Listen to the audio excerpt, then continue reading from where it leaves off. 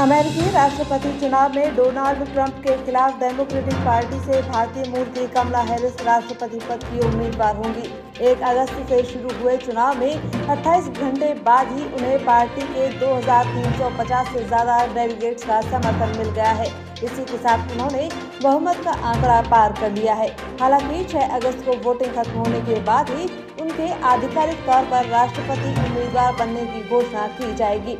जानकारी के मुताबिक कमला को चुनाव खत्म होने तक पार्टी के 99% यानी 3,923 डेलीगेट्स का समर्थन मिलने की उम्मीद है। कमला अमेरिका के राष्ट्रपति पद के लिए चुनाव लड़ने वाली पहली अश्वेत महिला होंगी। बहुमत हासिल करने के बाद उन्होंने कहा कि मैं सम्मानित महसूस कर रही हूँ। मैं अगले हफ्ते आधिकारिक तौर पर नामांकन स्वीकार करूंगी। प्रधानमंत्री नरेंद्र मोदी ने international conference of agriculture economist ICAE के 32वें संस्करण का उद्घाटन किया। इस अवसर पर प्रधानमंत्री मोदी ने कहा कि भारत जितना प्राचीन है उतनी ही प्राचीन एग्रीकल्चर और फूड को लेकर हमारी मान्यताएं हैं और हमारे अनुभव हैं। भारतीय कृषि परंपरा में विज्ञान को प्राथमिकता दी गई है। हजारों साल पहले हमारे ग्रंथों में कहा गया है कि सभी पदार्थों में अन्न श्रेष्ठ है, इसीलिए अन्न को सभी औषधियों का स्वरूप उनका मूल कहा गया है। पीएम किसान सम्मान निधि योजना में एक क्लिक से 10 करोड़ किसानों के खातों में रुपए ट्रांसफर कर दिए जाते हैं। सरकार जमीनों के डिजिटलाइजेशन के लिए भी अभियान चला रही है। किसानों को उनकी जमीन को डिजिटल आइडेंटिफिकेशन नंबर भी दिया जाएगा। भारत ने इंडो US स्पेस मिशन के लिए अपना प्राइम एस्ट्रोनॉट चुन लिया है। ग्रुप कैप्टन शुभांशु शुक्ला इस मिशन के मुख्य अंतरिक्ष यात्री होंगे।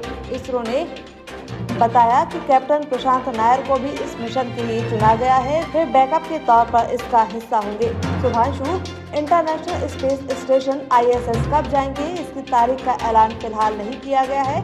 हालांकि दोनों की इसी हफ्ते से ट्रेनिंग शुरू कर दी जाएगी। इसरो ने बताया कि मानव अंतरिक्ष उड़ान केंद्र HSFC ने ISS के लिए अपने आगामी एक्सिस-4 मिशन के लिए अमेरिका स्थित एक्सिस स्पेस के साथ अंतरिक्ष उड़ान समझौता SFA किया है। इसरो ने कहा कि 4 गगन यात्रियों में से नेशनल मिशन असाइनमेंट बोर्ड ने शुभांशु और प्रशांत का चयन किया है। इंडो US स्पेस मिशन करार से भारत को अपने आगामी गगनयान मिशन को पूरा करने में मदद मिलेगी। राजस्थान के मुख्यमंत्री भजनलाल शर्मा की अध्यक्षता में आज प्रदेश सरकार की कैबिनेट और मंत्रिपरिषद की बैठक होगी। जानकारी के मुताबिक पहले शाम 5 बजे कैबिनेट की बैठक होगी, वहीं इसके ठीक बाद मंत्रिपरिषद की बैठक होगी। माना जा रहा है कि बैठक में इसी साल दिसंबर में होने वाली इन्वेस्टमेंट समिट को लेकर चर्चा हो सकती है। साथ ही प्रदेश में बारिश के चलते बने आपदा जैसे हालात से निपटने के लिए राहत बचाव कार्यों में तेजी लाने और साथ ही विभिन्न योजनाओं को लेकर बजट क्रियान्वयन में तेजी लाने पर भी इस बैठक में चर्चा संभव है। वहीं विधानसभा का बजट सत्र खत्म होने के बाद सभी विभागीय मंत्रियों को प्रदेश के अलग अलग जिलों का दौरा करने के निर्देश भी दिए जाएंगे। केंद्रीय मंत्री भूपेंद्र यादव आज अलवर के दौरे पर हैं। उन्होंने मांडन स्थित सिद्ध सेवा धाम में शिव पूजा और फिर ग्रामीणों की ओर से स्वागत किया गया। इस दौरान मांडन क्षेत्र के सरपंच, जिला पार्षद और जनप्रतिनिधि मौजूद रहे। भूपेंद्र यादव ने लोगों को संबोधित करते हुए कहा कि मैंने अपने गांव में ई-लाइब्रेरी का प्रयोग किया। गांव में लाइब्रेरी में पढ़ने वाली 3 बेटियां शिक्षक बन गई हैं, एक बेटी नेवी में कमीशन हो गई है। ई-लाइब्रेरी हमारी बेटियों का भी भविष्य बदल देंगी। महिलाओं के लिए सेल्फ हेल्प ग्रुप बनने चाहिए। अलवर की जो पंचायतें महिलाओं के लिए हॉल मांगेंगी, सेल्फ हेल्प ग्रुप की बैठक प्रोडक्ट के लिए जगह हो, उसके लिए मैं बजट देने के लिए तैयार हूँ। उन्होंने आगे कहा कि मंदिरों के साथ खेल के मैदान बनाए जाना भी बहुत जरूरी है। केवल लड़के आ जाएं, नारे लगाएं, इससे काम नहीं चलेगा। अच्छा खेल मैदान बनाएं ताकि प्रतिदिन बच्चे खेल सकें। इसके बाद बहरोड के गंडाला गांव में पक्षी घर का भी केंद्रीय मंत्री ने उद्घाटन किया। आज राजस्थान भाजपा के नए अध्यक्ष के रूप में मदन राठौड़ ने पदभार ग्रहण किया। इस कार्यक्रम में शामिल होने से पहले पूर्व प्रदेश अध्यक्ष CP जोशी भी पहुंचे थे। इस दौरान जब वे प्रदेश अध्यक्ष के कक्ष के सामने से गुजरे तो वहां नए प्रदेश अध्यक्ष की बजाय अपने ही नाम की नेम प्लेट लगी देखी। इस पर CP जोशी ने नाराजगी जताई और तुरंत नेम प्लेट बदलने को कहा।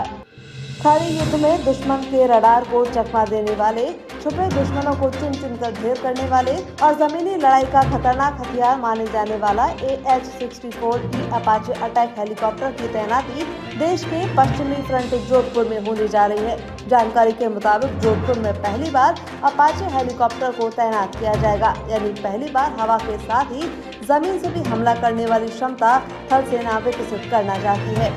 इसे लेकर 50 पायलट की अमेरिका में ट्रेनिंग भी पूरी हो चुकी है। बता दें, जोधपुर पर अपाचे की तैनाती इसलिए भी महत्वपूर्ण है क्योंकि यहां से पाकिस्तान की सीमा लगती है। साथ ही जोधपुर में एयरफोर्स स्टेशन भी बना हुआ है।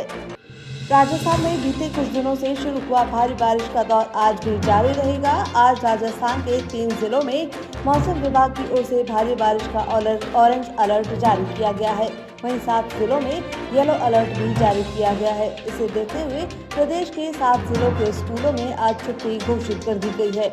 मौसम विभाग की ओर से जिला कलेक्टर्स और आपदा राहत विभाग को इस संबंध में अलर्ट भेज दिया गया है। बारिश से प्रदेश के कई हिस्सों में जहां तबाही के मंजर सामने आ रहे हैं, वहीं कई जगह बारिश का स्वागत भी किया जा रहा है। ऐसा ही नजारा राजधानी जयपुर के समीप बांडी नदी के पास देखने को मिला, जहां नदी में बरसाती पानी आने के बाद ग्रामीण महिलाएं नदी का पूजन और नदी को चुनरी ओढ़ाती नजर आई। दरअसल राजस्थानी कहावत के अनुसार मेह और मेहमान का मान हमारी परंपरा रही है। बड़े लोग कहते थे कि मेह और पावड़ा यानी मेहमान मुश्किल से ही आते हैं। प्रदेश की राजधानी जयपुर के समीप बागी कस्बे के नजदीक बांडी नदी का चुनरी ओढ़ाकर स्वागत ग्रामीण महिलाओं की ओर से किया गया। बता दें, पहले बांडी नदी पूरे वर्ष भर बहती थी, लेकिन अब सिर्फ बारिश के समय ही इसमें पानी आता है। भारत को पेरिस ओलंपिक के 8वें दिन आज फिर महिला निशानेबाज मनु भाकर से एक पदक की उम्मीद है। मनु भाकर आज 25 मीटर पिस्टल स्पर्धा के फाइनल में चुनौती पेश करेंगी और पेरिस खेलों में पदक की हैट्रिक लगाने की उम्मीद लेकर निशाना लगाएंगी। मनु ने भारत के लिए अब तक 2 कांस्य पदक अपने नाम किए हैं और आशा रहेगी कि वे आज न सिर्फ ओलंपिक में तीसरा पदक जीते, बल्कि इस बार अपने पदक का रंग बदलने में भी कामयाब हों।